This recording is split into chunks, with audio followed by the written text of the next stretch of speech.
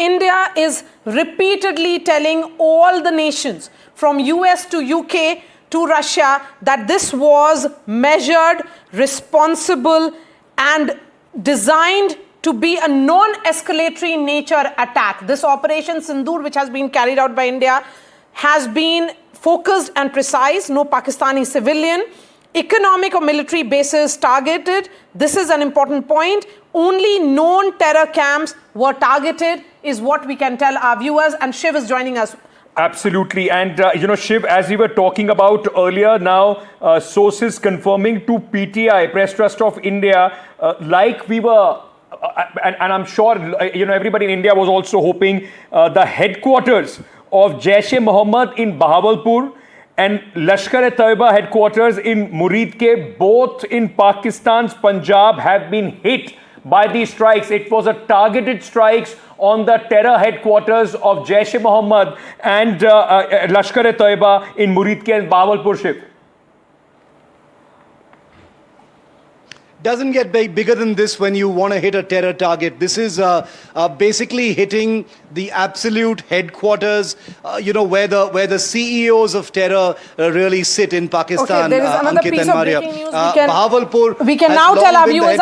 Shiv, just hold on to your thoughts. This is coming from the Prime Minister's office that Prime Minister Narendra Modi was constantly monitoring this entire operation through the night.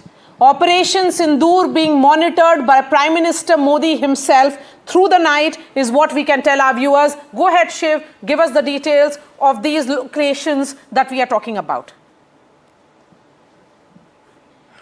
Interesting piece of breaking news there from you, Maria. The Prime Minister monitoring the situation, not surprising whatsoever given the sensitivity of Operation Sindoor, and the layers are coming off of, how big this operation really was.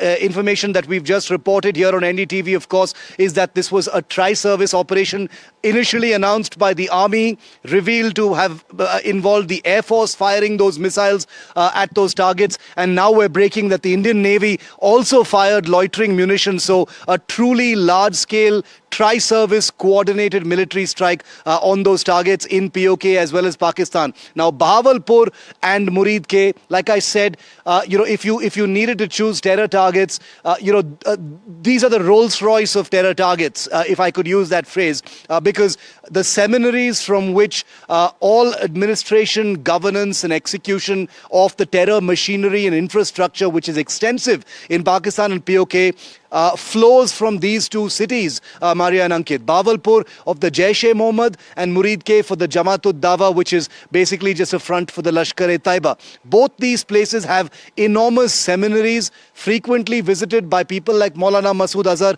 and Hafiz Mohammad Saeed, though it must be said that both these high-value terrorists, it is unlikely would have been in these two cities given the heightened tensions post-Pahalgam. Pakistan would have known that these cities would have been, possible targets for Indian retaliatory strikes, and therefore would have moved their high-value targets like HMS and Maulana Masood Azhar to the safety of other places like Lahore or Rawalpindi or wherever. But we can confirm that the headquarters themselves have actually been hit, which is huge, This is not just symbolic, and I want to repeat this over and over again. This isn't a cosmetic hit on terrorist infrastructure. This actually harms, impacts and affects how Pakistan will conduct terrorism. It remains an open debate over deterrence. That debate will come a little later. But for now, we can confirm that the very nerve centers of Pakistani terror have been struck by Indian missiles. A deep psychological impact as well on Pakistan and for the terrorists, in fact, as Shiv was calling them, the CEOs of terror, not only for India, but emanating from these seminaries from across the globe. Maria, just coming back to what you just put out, on the Prime Minister. We've seen how there have been a series of meetings while the country and the governance was going on as usual. There was massive planning which was going on behind the curtains, which has, in fact, seen fruition at this moment with these terror strikes. And the Prime Minister, like the earlier surgical strikes of India, involved right from the go till the operation is executed. Yes, and if you remember what the Prime Minister said for the first time when he held that public rally in Bihar, he said India will identify, trace and punish every terrorist and their backers. I think those words were chosen by the Prime Minister and said with immense confidence, and he had gone on to say we'll pursue them to the ends of the earth and India's spirit will never be broken. Remember, the Prime Minister had been holding series of meetings. He held a meeting with the NSA, with all with the Chief of Defence Staff. There was a restructuring which happened of the defence forces as well. The messaging was loud and clear that the Prime Minister himself was personally involved. What we can tell our viewers, and this is coming from top government sources, that Prime Minister Narendra Modi has been monitoring Operation Sindoor through the night, and he has been monitoring each and every aspect of it. 24 hours ago, he held a meeting with the Defence Secretary. Before that, there was a meeting with Air Force Chief AP Singh. Before that, there was a series of meetings. The Cabinet Committee on Security Affairs met 3 times. In fact, twice in the last 12 to 14 days. The messaging was that the Prime Minister means business. That when he says that when it is about terrorism will not go unpunished, he actually meant it. That everyone who believes in humanity is what with us was the message that came in from the Prime Minister. And it was not without a reason, Sunil, that the Prime Minister, while addressing that rally in Kishanganj, thereafter when he spoke during his Mann Ki Baat address as well, he had said very clearly that what is being expected by the Indians, it was a reflection of the sentiments of Indians, that 140 crore Indians was being spoken by the Prime Minister himself, that the entire nation has one resolve. Everyone who believes in humanity is standing with India, and that is the reason why he made that transition from Hindi to English and addressed the world as well, that all those countries who are standing with India must be aware that we will be avenging this, that India will not leave it unpunished. Sunil Prabhu. That's right. As you rightly point out, at this stage, India is, very categorically being extremely restrained in their response. There were 9 specific targets. All were successful. Basically, targeting what they say, very critical and important terrorist infrastructures, both within Pakistan as well as in Pakistan-occupied Kashmir. These strikes did not require India to cross its borders, something that we learned and we really missed at that time in 2019, the Balakot strike, where our Air Force squadrons had to cross the POK and strike at that stage. This time round with the Rafale, and I remember the then Defense Minister telling us if we had the Rafales at that time, the squadrons had just come in, we could be able to strike from a distance. And it's in this context that the Rafales were used without crossing and getting into the Pakistan airspace. And those 9 specific targets, it's been a coordinated tri-services response. The reason for why they have done it in this manner is one, to ensure not only that all services are united, to show that the theatre command is working, that in India and its armed forces can strike and will avenge anybody who has affected the 26 lives who lost innocent lives, who were enjoying their holiday, and this mindless killing cannot go untouched. And as you rightly pointed out, the Prime Minister, the Defense Minister, the entire Indian political spectrum too, have all spoken in one voice that full justice needs to be given and ensured for those who were responsible for those horrific killings. And this is the way India has responded. Sunil, stay on with us, as our colleagues are gathering, because remember, ladies and gentlemen, this is a dynamic situation. It's not yet over. India has conducted the strike, but there is also tension along the LOC. There is, in fact, the LOC at this moment has completely been lit up. Pakistan trying to, in fact, escalate matters on the kinetic, escalation ladder, though India so far has been restrained. As our colleagues are, in fact, collecting some more information, let's also bring in Lieutenant General S.N. Narasimhan, security analyst analyst who's joining us at this moment. Sir, very good morning. A lot of people in the country would be waking up to this news of how India has hit back as far as Pakistan's terror infrastructure is concerned. How big is this and how different is this from the other 2 surgical strikes that India undertook? Because at this moment, sir, we can confirm that it's just not POK, but right in the heart of Pakistan, in the Punjab province, Bahawalpur, Muridke, both these cities have been hit. Thank you very much for getting me on your show very early in the morning. I'm sure you all had a long night and it will continue further. The activities have just started. Let us face the fact. The 9 targets have been attacked, which is fine. And the Pakistanis also have acknowledged that. That is also fine. But in addition to that, they have also said they will retaliate. So we will have to wait for their retaliation to come in. And that is one of the reasons why probably the civil defense mock-up exercises were supposed to be done tomorrow. And also the NOTAM was issued for an Air Force exercise that is going on in Rajasthan sector. So the thing is that we have targeted only the terrorist camps and terrorist establishments, not targeted any of the Pakistani armed forces establishments, nor the civilian targets. So it is basically a retaliation for what happened in Pahalgam and who perpetrated that incident in Pahalgam. So this is the initial attack that has come in. I am sure we can expect some kind of retaliation from Pakistan, as the Pakistan Prime Minister has mentioned, and he is also having a meeting at about 10:30 in the morning. And thereafter, I think I'm sure we will get to see their reactions coming up, and then we will have to be prepared for it. Yes, sir,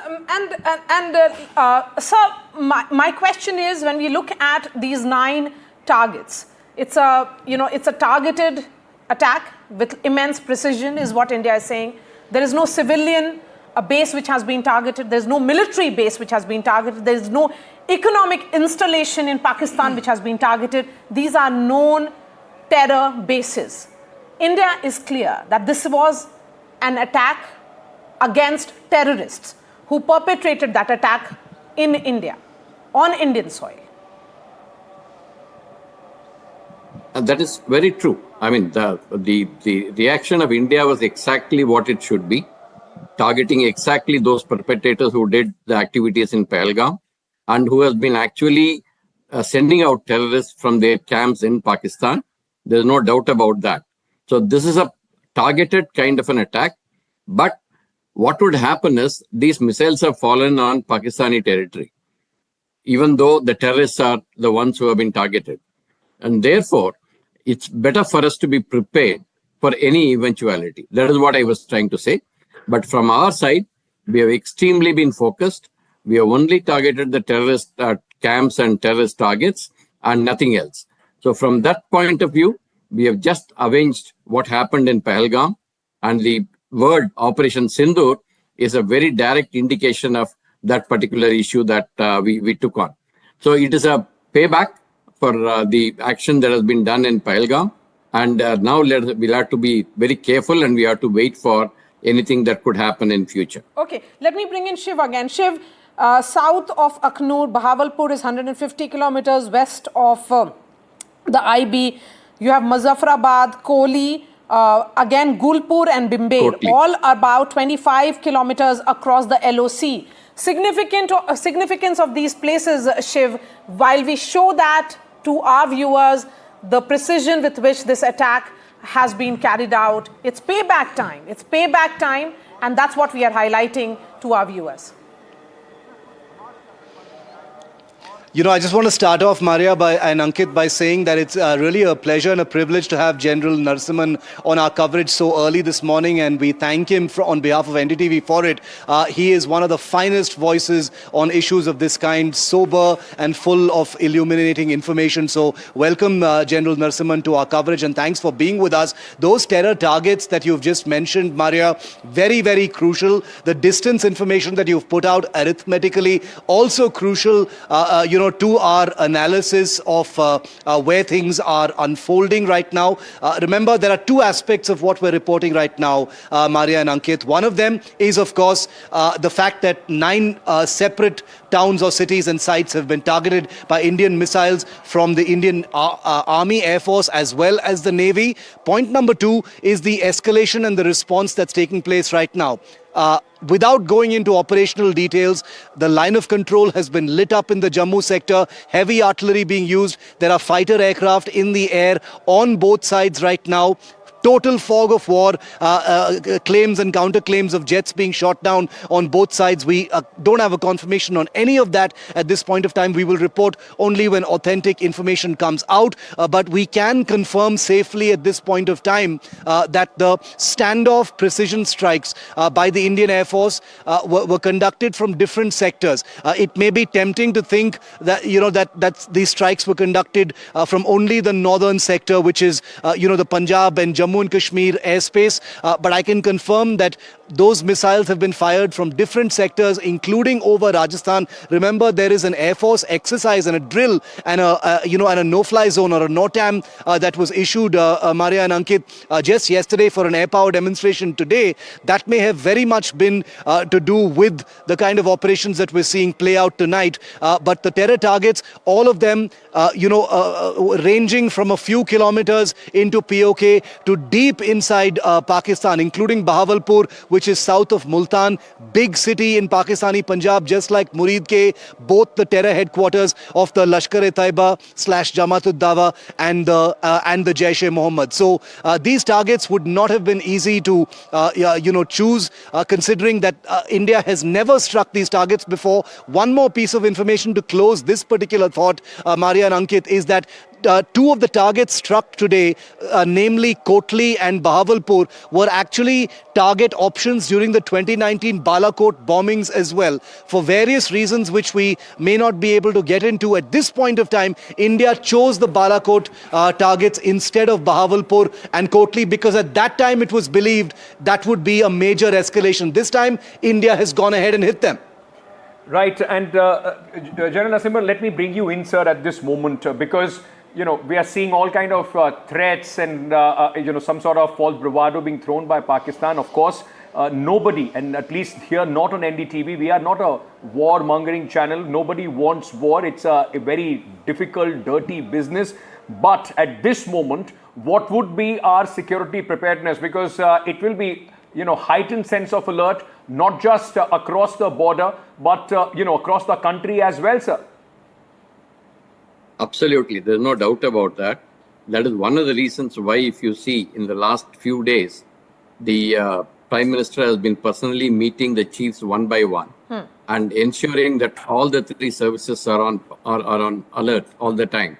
And in addition to that, you will find, because of that civil defense mock-up drills that we are supposed to be planning tomorrow, even the civil administration would be prepared for every eventuality.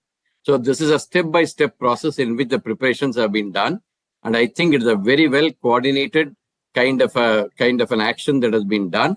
And if you look at the distances and the places that you mentioned in your Maria mentioned, you find that exactly the places where the terrorist camps and the terrorist establishments are located, notwithstanding whether it is in Pakistan-occupied Kashmir or in Pakistan territory,